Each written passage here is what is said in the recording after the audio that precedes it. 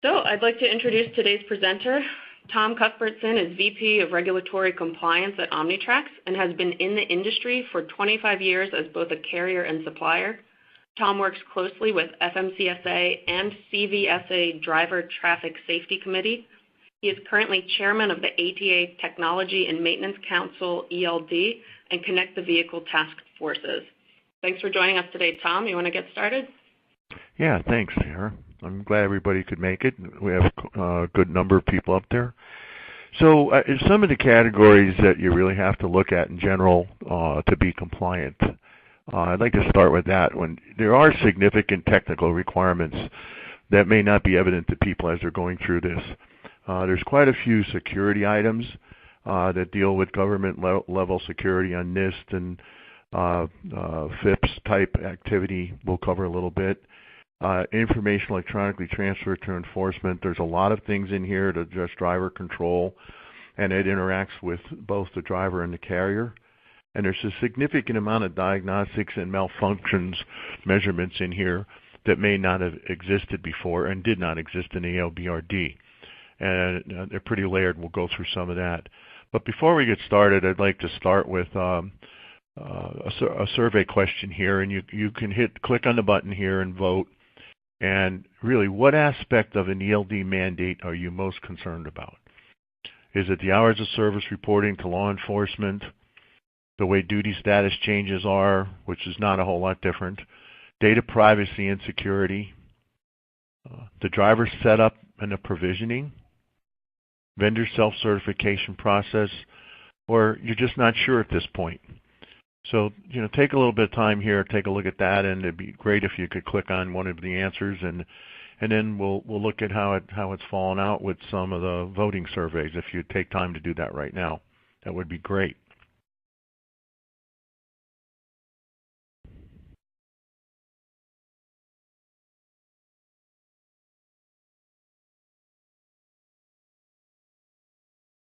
So you can see, where driver setup and provisioning seems to be in a win, and there's a lot of people just not sure because there's a lot of complexity, I'm sure, in this thing. So I'll wait a couple seconds here and see if any other people want to vote here.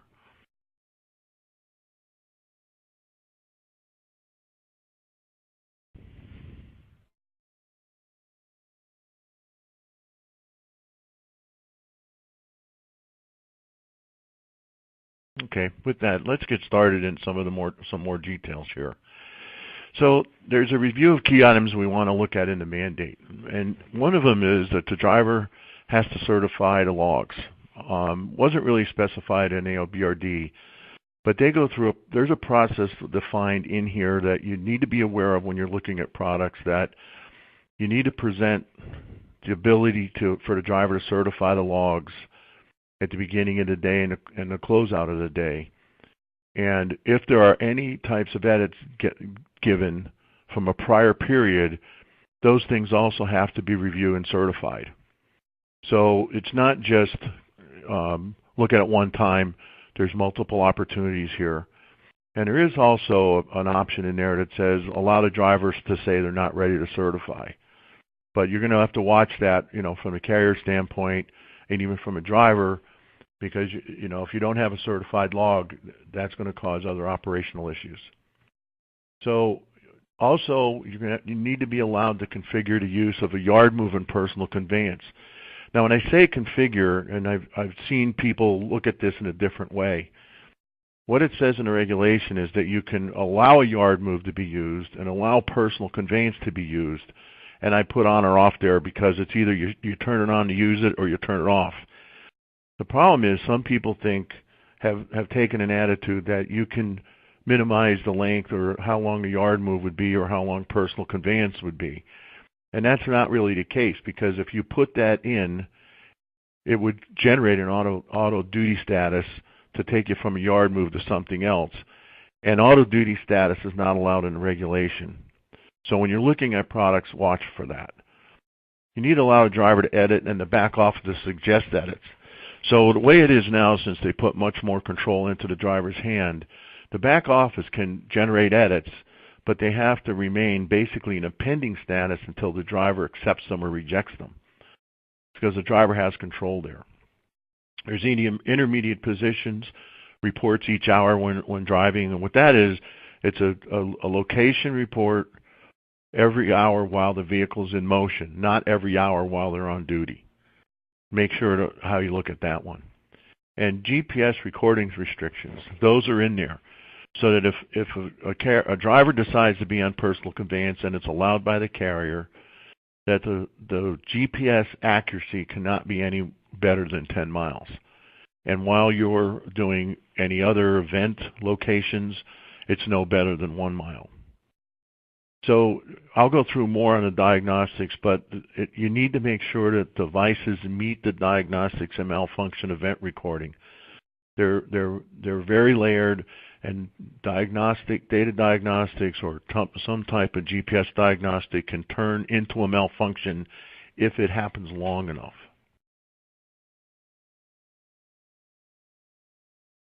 So there's recording of additional events and detail info.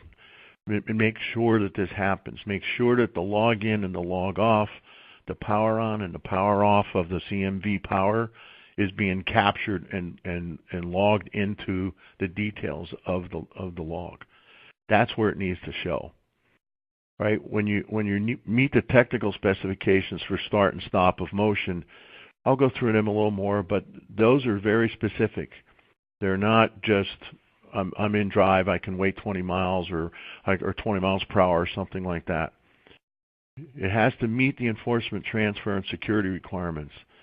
When we'll get into this more in a few more slides, but really what's there is that's to protect the data so that it is secure when it's transferred into enforcement, and when they get that file, they know it's protected, it's encrypted properly. So it has to be able to do that, or those servers that have to accept the enforcement files won't accept them. Display specifications of data key for enforcement use. Okay, there's because your display, if you don't have coverage or you can't make the USB work or something that day, the display screen is still a valid way to audit. So that's important. Unassigned vehicle moves. The driver and the carrier both have an involvement here. So if that vehicle is not moved or is moved without a login, that unassigned vehicle move has to be presented to the driver at the next login as the primary person to reconcile. And if that's unaccepted by the driver that somebody else moved it, that will have to go back to the carrier, and the carrier will have to report and have to reconcile those unassigned vehicle moves. And there's other implications there about how you identify exempt drivers. So there's new functions for drivers, and this is that thing I talked about with certification of the logs. And really at log in and log out, when I talk about specific edits, so if somebody did an edit of a log outside the window of the 8 days from 2 weeks ago, and it may have been a minor edit, it doesn't matter what it is if it's an edit. It has to be presented to the driver. They have to certify that day of logs, that edit, and then accept it. So that's important. That's something new for the driver. And the driver, as I said, these unassigned vehicle movements, watch how you operationally set up, just for a little operation discussion, because if you have a lot of movement in your operation of trucks back and forth in the yard or somebody that's not logging in, all those unassigned movements would have to go to that driver. The reason that this is also important in the back office is because this will also be a DOT audit. Because it's in there now as a requirement, that back office unassigned vehicle report could be in for an internal audit review. And if there's too many non-reconciled, I'm sure that could be an audit exception. So now, if these unassigned, are there, that's the process you have to worry about at the back office. Edits by the driver in the back office, they must interact correctly, because there could be the driver might have saw something in a current day and do the edit and fix it, and then somebody thought they were also working on it, and they sent another edit down for the same transaction. So you have to be real cautious that whatever you're looking at, make sure that these edits coincide and they're not stepping on each other. Header information on a display will be significant. That header information that the driver will see or enforcement will see is probably easily 60 to 70% more information than previously on AOBRDs. And manifest numbers are critical to data integrity as well as form and manner violations, because what FMCSA has done is they want to protect the data integrity, and they have a checksum calculation, which is a fancy way of saying, I want to make sure all the data in that line is accurate. And manifest number is one of the pieces of information on many of these transactions that need to be there to validate that data when they transfer it. So people may not pay attention to that and think, oh, it's just form and manner, but there's integrity for the data under the ELD as well as a form and manner potential violation. Another thing for drivers is the drivers could be warned of several malfunctions, and we have to warn them, and we also have to warn the drivers for diagnostic events. And diagnostic events could be that the clock's not calibrated. It could be that I didn't get information from the ECM in time. I didn't have GPS accuracy, and the driver's going to have to enter a city and state. So those kind of things would be there. The driver will have a process for enforcement transfer, and this is an interactive process with enforcement. Even though in the regulation it says it's a single button, and we have to, as suppliers, give direction and supply cards that give the information on how to transfer to enforcement for the driver. That's a requirement for certification, by the way. That enforcement can come and say, I need you to enter this phrase. Could be a word, could be a phrase. The driver's going to have to interact with enforcement entering that phrase or word, and that will be placed into the header within the ERODS file that will be transferred to enforcement. So that process is there, and then also enforcement will want to have a selection of what methodology. And if this GPS does fail, like I said, then you'll have to enter the city and state location just in case that happens. That's not going to invalidate your logs. So this is kind of an eye chart problem, but basically things in here are CDL, total engine hours, odometers beginning and end, malfunction and diagnostic indicators, unassigned vehicle moves. So when you look at this, and you'll be able to get copies of this presentation and see the detail in a better way. That header information all has to be captured. It's not part of it. They define what information has to be there. So when you're looking at product and you're looking at something to make sure you're getting compliance, make sure all this information is being captured properly. And even though there's only a sample here, there's quite a bit of different transactions that would be put into the body of the text. It's not like we're used to about on duty, off duty, sleeper berth, and drive. They're going to know about log in, log out. They're going to know about diagnostic events in the body. They're going to know about the intermittent report, meaning the position reports while in motion, those kinds of things. And now to back office, let's talk about the carrier, or we call them ELD administrators. So you're going to have to make sure you're setting up the drivers, exempt drivers, and having secure access. And one of the things they call out is, I'm not sure, I've only seen one carrier use a social security number. That's not acceptable. This has to be a separate individual user ID and password, or PIN as you might want to word it. So exempt drivers could be drivers like road test mechanics, making sure that the product you get allows you to set up these things administratively. Status that are rejected by the driver, the administrator has to review them. Again, the driver rejected unassigned drive has to be reconciled. And I keep hitting that one because I think there's a lot more to that operationally that people need to understand and take a value of. They're going to have to review the malfunction in the vehicles, because one of the requirements is of the ELD that you have to have a device repaired within 8 days of a reported malfunction when it ceases to operate. Setting up a yard move and personal conveyance, basically, like I said, it's on or off. VIN numbers, entered if the vehicle cannot provide. You still may be having some vehicles out there, even if it's 2000 or newer, that are running what we call J1587, and maybe you're not getting appropriate VIN numbers, but you can still enter them in a vehicle file and be able to populate your ELD with that at the time you need to report VIN numbers. The other thing is, make sure that you're capturing the CDL number with the state of issuance. So that's another set of required fields that administrators need to worry about.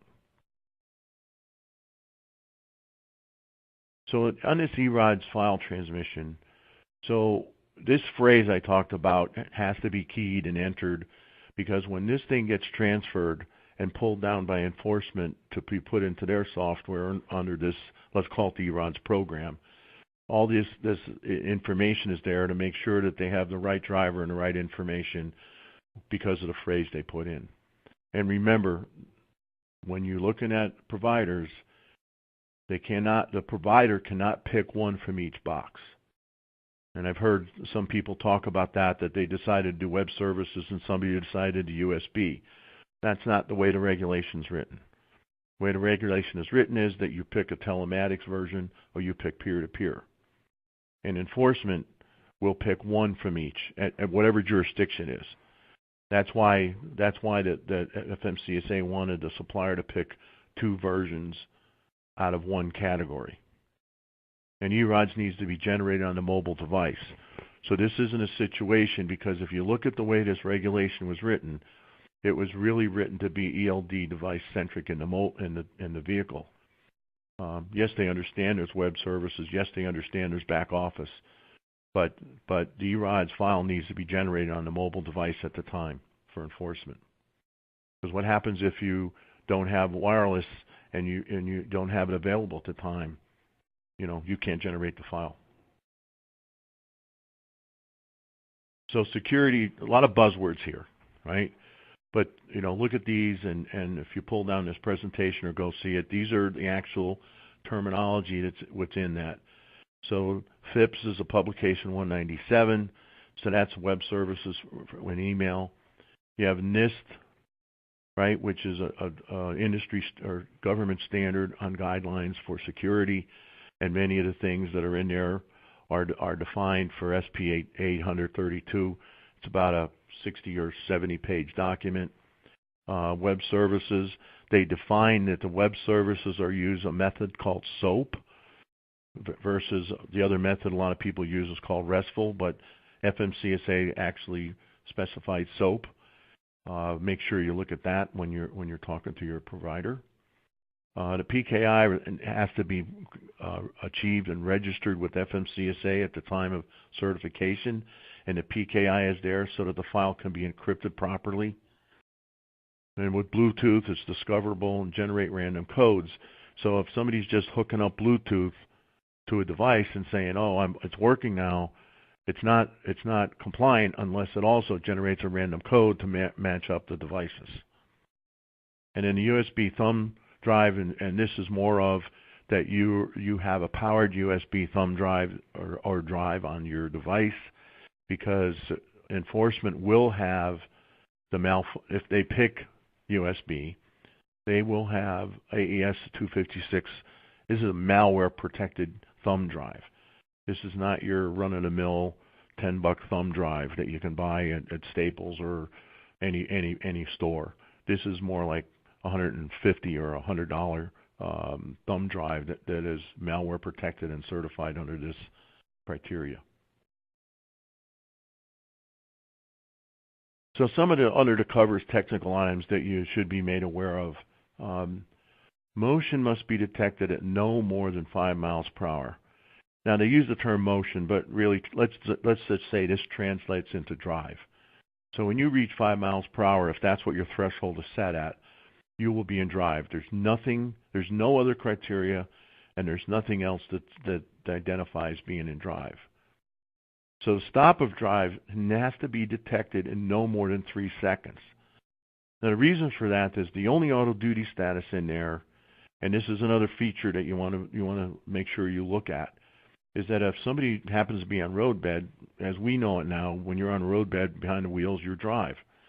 But if the vehicle is stopped for 5 minutes, we're to give the driver a question and make it stay there for a minute. Do you want to remain and drive to go on duty?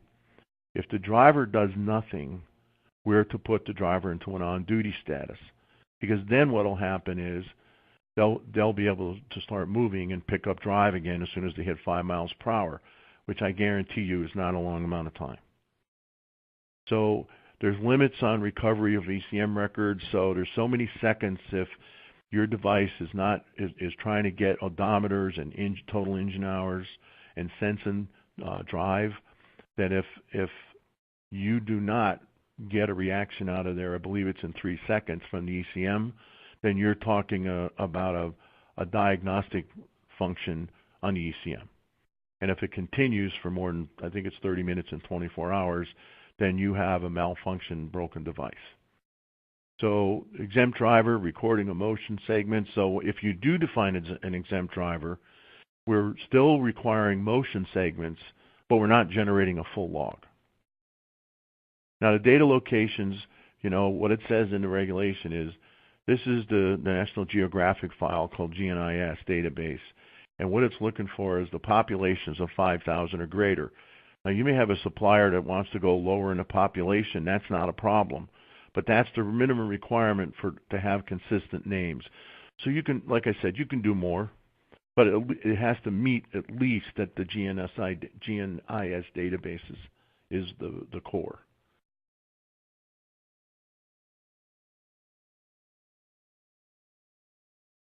So with that, I wanted to go a little more deeper dive on these malfunction and diagnostics.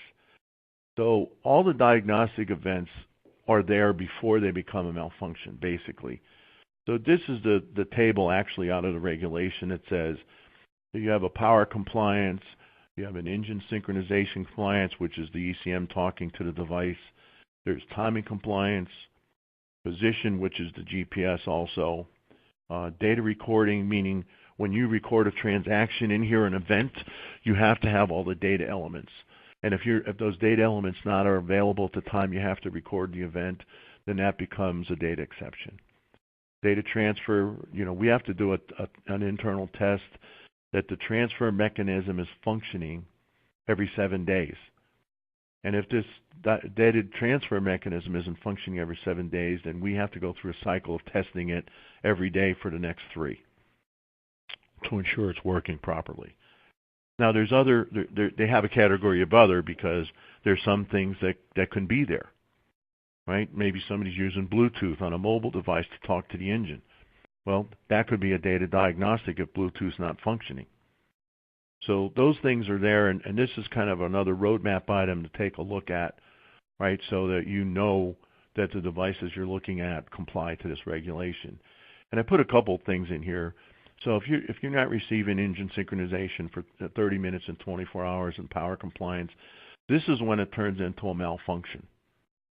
So the only thing that only records diagnostic only is really an unidentified driving record. But this kind of thing in here is low-level detail, but it's very important that the devices that you look at have the capabilities to do this. So I'm just going to go over some of the top level on the certification process itself so you understand what a supplier has to go through. So it's still anyone can claim to be certified, and anyone can register an ELD, right? If FMCSA finds that an ELD listed on the website doesn't comply with the technical specifications and the recording requirements, they could initiate a removal, right, or a version from its list. Right, it gives the supplier a certain amount of time to recover and try to reconcile what was brought up as a non-compliant item, and that could be there. But carriers can spend a lot of money, right? And this is why we put this on, to try and give you a little bit of a roadmap to take a look at what you need to know to look at products. Now there is an identified 454-page test document that either a supplier can use or not use. It's not a requirement, but FMCSA created this document to identify things within the ELD that should be tested in their opinion. So when it's certified, I think it's 12 to 14 documents that you must put out. And it has to do with documentation. It has to do with how did you test it, what was your Q&A process. It has to do with driver cards and driver instructions for transfer and how to use the device, things of that nature, release numbers of the product. And when that happens, they'll give you an authentication key, authentication file. They'll have a registration number that you have to display in the header, which is, you can't see it real well, but it's just in this yellowed out area. And use the ELD log file for this verification. So it's currently available, but not for certification at this time. With that, I'd like to make sure you understand, we're pretty much through the presentation and almost ready for questions, but we put quite a bit of information out there that's not necessarily product-oriented on the ELD mandate, and it's eldfacts.com, and we always like to tell people about this because it's got quite amount of resources available to look at this, and they're in the forms of videos, they're in the forms of white papers, many presentations up there. So things of that nature are on this, and a lot of people have given us feedback that they found pretty respectable value to looking at it. Also like to make sure people are aware that our Omnitracs Outlook 2017 is from February 26th to March 1st, and it's going to be in Phoenix, Arizona. Some keynote speakers will be Chris Spear, which is the current president and CEO of ATA, Joe DiLorenzo, which is Director Level of Enforcement at FMCSA.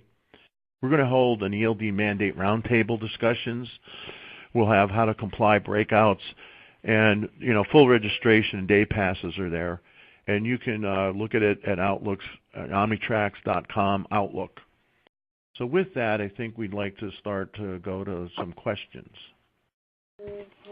All right. Thank you so much, Tom. And as Tom just mentioned, yes, we do have a user conference, and that is open to customers and non-customers as well. And we have day passes where you can learn a lot about the ELD mandate if you want to continue the education on it. So with that, we do have some questions to go through. I'll just get to this first one here, which is, I understand the driver must approve back office edits.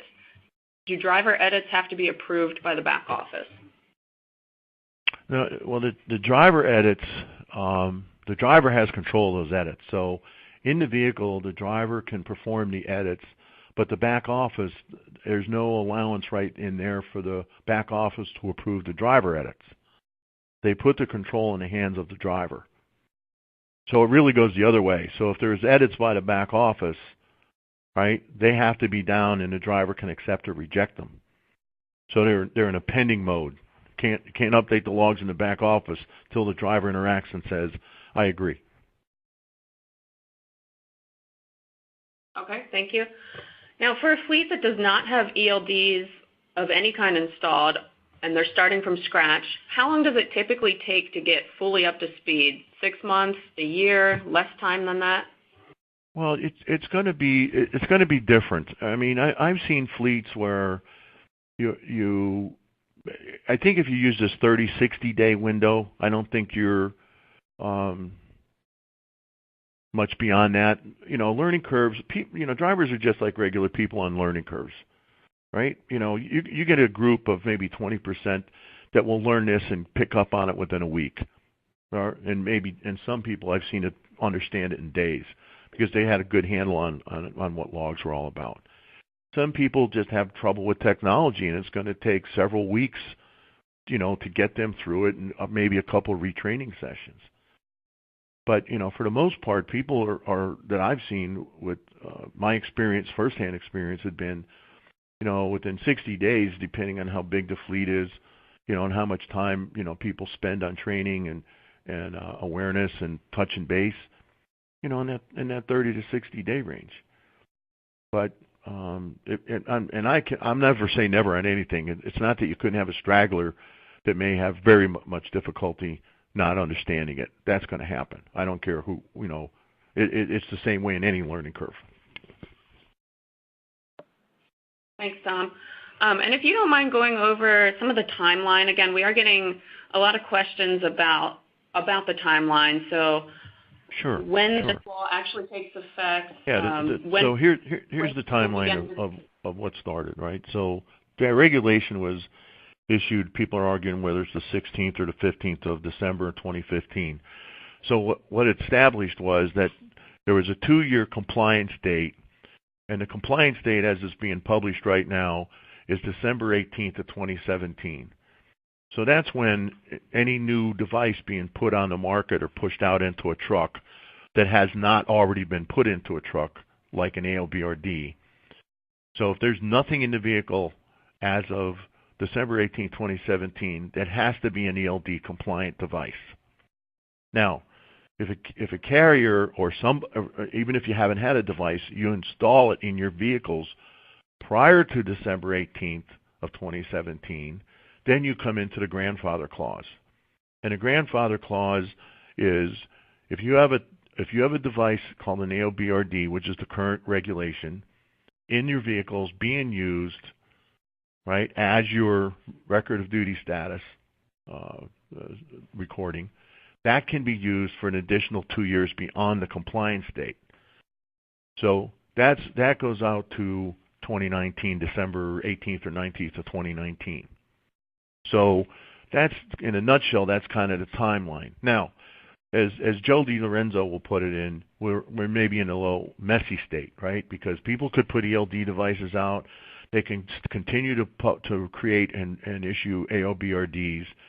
But then you have those exemptions that said if the vehicle's prior to 2000 or you're running towaway type environments, that what you have there is you still have to keep logs, so you can have e-logging software, right? Because that's a replacement for paper. So those people that don't have vehicles from 2000 or later, right? They still need to keep logs, so they can use an e-logging software. But don't forget, e-logging software by regulation still may be required to print at roadside, okay, versus keeping a paper log. So you have that category of exemptions out there. I hope that answers that. Yeah, thank you, Tom. And I guess more specifically, just when will people begin to be cited? When will people get citations, and will there be more enforcement out looking for violations? Do you have anything to add on that? Working with the CVSA driver traffic, they're looking at criteria right now, language criteria for what's classified as an out of service by not having the right device in the vehicle at that time. Right? There's going to be work quite a bit probably within the next year on that. And there's going to be a lot more awareness and training for enforcement. We interact because of being Omnitracs, but we also interact because we have the chairmanship for the ELD task force at ATA. So we work with the Driver Traffic and Enforcement Committee, and we've given presentations, quite frequently at the meetings over the last several years on what the regulation looks like and how it would transpire, because we've been on several committees for that. Okay, thank you. And the short answer there is, you're probably just going to see things start to happen, not too far into 2018. Okay, thank you, Tom. Now, this is a question that we receive a lot from these webinars, but I want to ask it again. Somebody just asked, what if you slip seat multiple times in a day or don't use assigned trucks? Well, again, look at the provider, right? Even though it says you don't have to have a back office, but many of the providers that have comprehensive solutions, right, will take care of that, so that you still have to have all your log data somewhere in a repository. The repository could be on the mobile, but many of the other suppliers put a repository of all the detailed log information at a host. And if a driver moves from truck to truck, right, they log in and synchronize all that information back to the truck no matter whether you slip seat or not. So that will take care of that. Okay. And going back to the question that you were just on where you were talking about pre-2000 vehicles, somebody is asking for clarification on the e-log rules for those pre-2000 vehicles. Do they have to be e-log devices at all? The way it's written, right, is, and I don't want to get into too much history here, but the way it's written is they very specifically said if the VIN number, date code, year in the VIN number, year manufacturer is 2000 or newer, then it would be required to have an ELD. If the vehicle had a VIN number older than 2000, it is not required to have an ELD, but that doesn't alleviate the fact that you would still have to keep paper logs. Now, question I get hit with that coincides with this is that, people use these, create and have like glider kits. Well, there's been questions and people have an opinion that, well, if I have a 98 engine in a 2001 vehicle, that doesn't meet the requirements. No, not so. You can have, I don't care what age engine is in there, if the VIN number on that plate, and some of them are mostly on the door jamb or somewhere else, but the VIN number on that plate is where the year comes from, not whether you had an older engine or not. Now, realize something else, okay? There's vehicles that have ECMs prior to 2000. So if you go back to about 96, there was J1587, and that was an electronic control module, okay, in the vehicle. So if your supplier has been working in the industry for a long time, you may have a choice and may want to use an ELD in a vehicle prior to 2000, but most likely you won't have an ECM when you get into 95 or prior to 95. And I know vehicles are that old out there. Thanks, Tom. Thank you. Now this question is from a broker. If you're a broker, are you able to speak to how we can determine if a carrier is ELD compliant? Well, if it's a broker, I think there's a challenge on if a carrier is ELD compliant. It's more of the supplier being ELD compliant. Some shippers, I've seen carrier capable surveys where they request, if you're using AOBRDs or not, and other things that they want their carriers to do. If you're a broker and you know what the vehicle is, the question is, are they compliant? Do they have an AOBRD or do they have an ELD to be compliant? And when did they put them in? I don't think it's a simple black and white answer that I can give you on that. Just it's this or that. I think people that you have signed on, you may want to take a look at them and ask some survey questions. Thanks, Tom. Now this question is about drivers that a company is training. This person says, I read somewhere that each driver must be attached to a driver's license number. We would not want to enter a specific driver when we are just training them and may not actually hire them. How would we handle this? If you're just training them, all right. I guess the way they look at it is, does that driver in training have to keep a logbook? And I think the answer in many cases is going to be yes. If you're past 2017 and you're required to keep records of duty status, I think you're going to be required to capture all the information, whether you're training or not. And I understand, why the question, because sometimes you want to take somebody on a road run and see how they perform before you offer them a position. But I have not seen anything yet. I have not even seen any references of exemptions or allowances for that. It could be the situation is if you have just specific training vehicles, or you're using that driver's vehicle because they're signing on with you.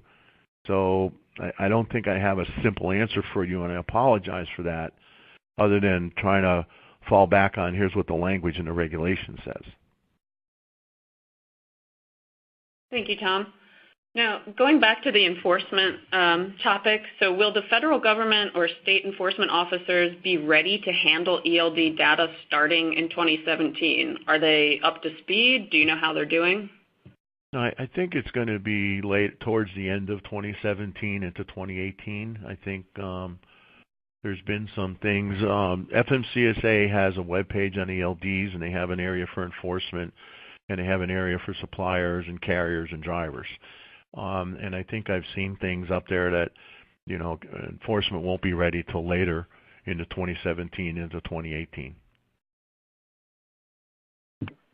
for the actual transfer of data.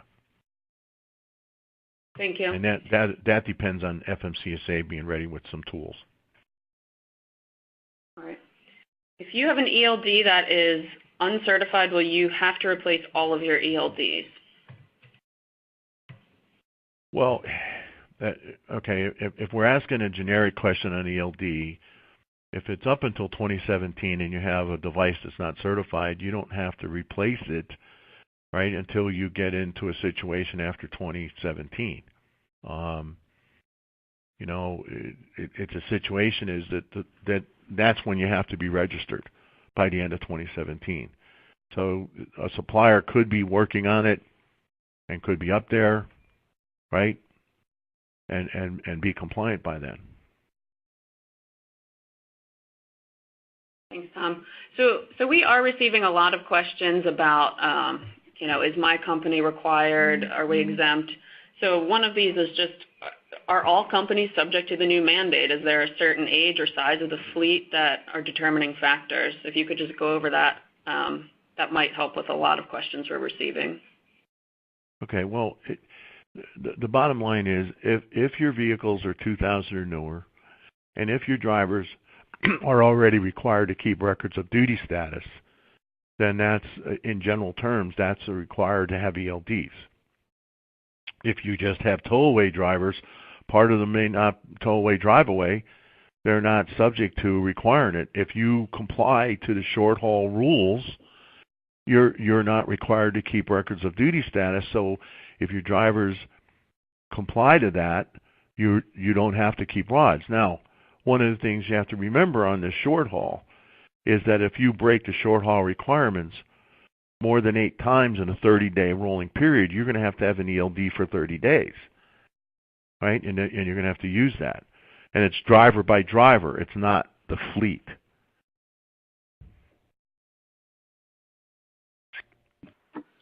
Thank you, Tom. Now, how would third-party software work with an ELD? Well, there's allowances for that, but it depends on what happens.